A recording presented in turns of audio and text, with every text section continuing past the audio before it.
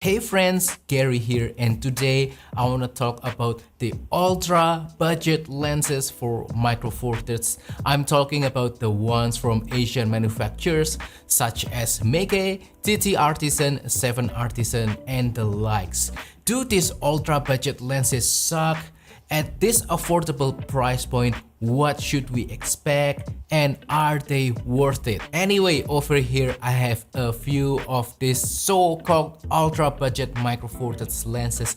I don't have all of them, I only tried a few of them. However, they all share common characteristics and also there are some recurring themes in these lenses, and I will share about them, and also I will share my observations so that you can better learn about these lenses, whether they are for you or not. Anyway, although in the past these manufacturers has sent me free lenses for review, they don't pay me to say anything, and also nobody is asking me to make this video. This is purely just my observation. I just want to share these things to you. Now let's begin with what I think about these lenses and also my observations. First thing that I noticed is that build quality with these lenses are fantastic. I mean, it feels very solid, it feels very hefty, very nice in the hand. I think it's full metal or maybe hardened plastic whatsoever.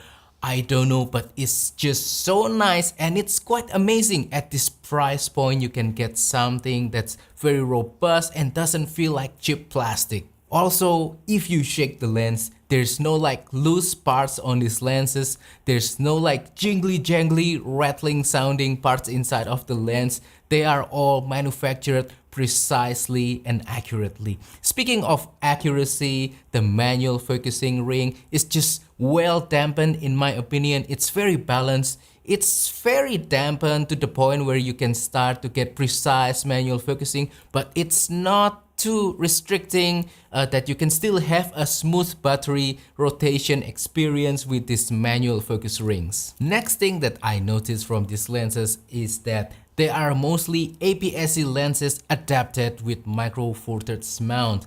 That means you are not using the whole entire surface area of the lens to cover the sensor. You're only using the so-called sweet spot in the middle, and that means corner sharpness are better with these lenses on micro four thirds than in APS-C or even full frame. You're just again using the center part of the lens, so better corner sharpness is for sure, and then also better vignetting performance. You won't get that, you know, dark corners kind of thing with these micro four thirds ultra budget lenses. Next thing that I noticed from these ultra budget lenses is that they are all manual focus only. There are no autofocus options from these ultra budget lens manufacturers yet. Some manufacturers like Xiaomi, Yi, and also Yongnuo, they produce some autofocus lenses for micro four thirds, but they are not in the ultra affordable price category. I mean, for the price that they offer, you can get native Panasonic or Olympus lenses for the same price that looks better and works just better, nicer, lighter, more compact for your cameras. So yeah, if you are TTArtisan, 7Artisans, Meike, or Yongnuo or Filtrox, please make an ultra budget autofocus lenses for micro four thirds. We know that there are some fantastic options for people who are using APS-C and full frame. For example, Filtrox 20mm f2.8 for full frame camera. There's also the 27mm for APS-C and 40mm. They are all crazy affordable with autofocus and great performance. We need that for micro four thirds, please. Also related to that, another thing that I noticed with these ultra budget lenses is that there's no zoom ultra budget lenses for micro four thirds. I mean, all of them are prime lenses. They have singular focal lengths. You cannot really zoom in or zoom out. And yeah, again, there's also some third-party options that offer zoom lenses even with autofocus, such as the ones from Yongnuo. However, again, they are also not in the ultra budget price category. It's not a big deal for me. I don't mind using prime lens, but yeah, relating to before, we need ones with autofocus. Speaking about image quality, one thing that I noticed from these lenses is that they are actually really sharp and really nice.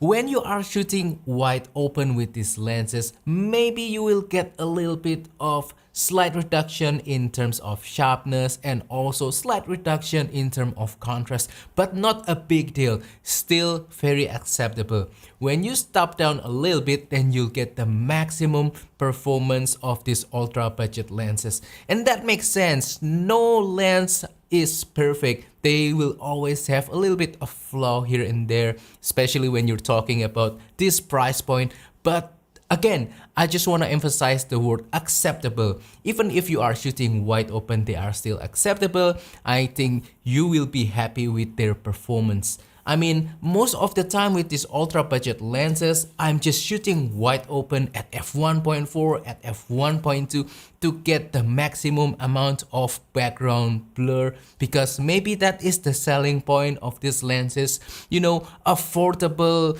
extreme bokeh. So yeah, I don't really mind using these lenses wide open, and I'm pretty happy with their performance. So now the big question, are they worth it? And the answer for me personally is yes, only if you are selecting one of these lenses for special purpose. For example, if you need a large aperture in a budget, if you need fish eye in a budget or macro in a budget, then they might be worth it. Let me explain. So over here I have the TTArtisan 50mm f1.2. I always love to try a large aperture micro four thirds lenses for portrait. You know, I'd love to try the Olympus 45mm f1.2 or the Panasonic Leica 42.5mm f1.2, things like that, or the Voigtlander with the f0.95. Those will be great. However, they are prohibitively expensive for me, and I don't want to commit into that amount of money for something that I don't really use that often, only for specialty purpose such as for portraits and things like that. And that's when a lens like this comes along handily. This is the TTArtisan 50mm f1.2. It's not really as expensive as those Panasonic or Olympus option, and I can already get an f1.2 aperture provided that I'm okay with manual focus. So yeah, this is kind of my solution for large aperture portrait with extreme bokeh now. Or maybe I wanna do macro photography, but I don't really wanna commit into macro photography all the time. I just wanna occasionally try to capture a small insect in my house or things like that. So yeah, we have some options from Panasonic and Olympus, but they are quite pricey. And something like the Meike 60mm f2.8 right here could make sense for me. I only do macro occasionally and I'm not really serious about it. So lenses like this can save me a lot of money. I don't have to commit that much of an investment for macro photography, and I can get great result with this guy as well.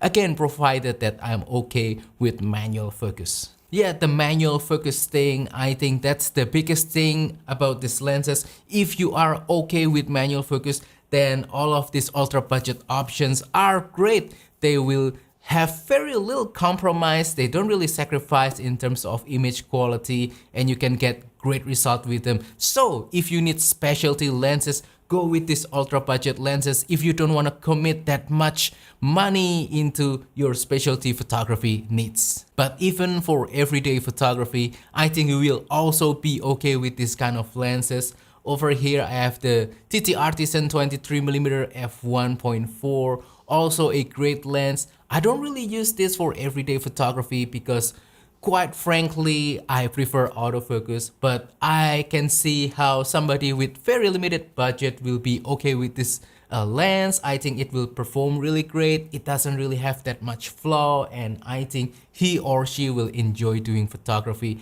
with these ultra budget lenses. Anyway, that wraps up today's video. So that is all about the ultra budget lenses for Micro Four Thirds.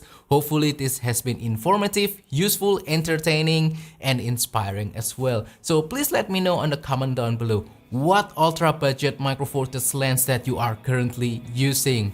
Also, if you have any question, please comment down below as well. I will try my best to answer them.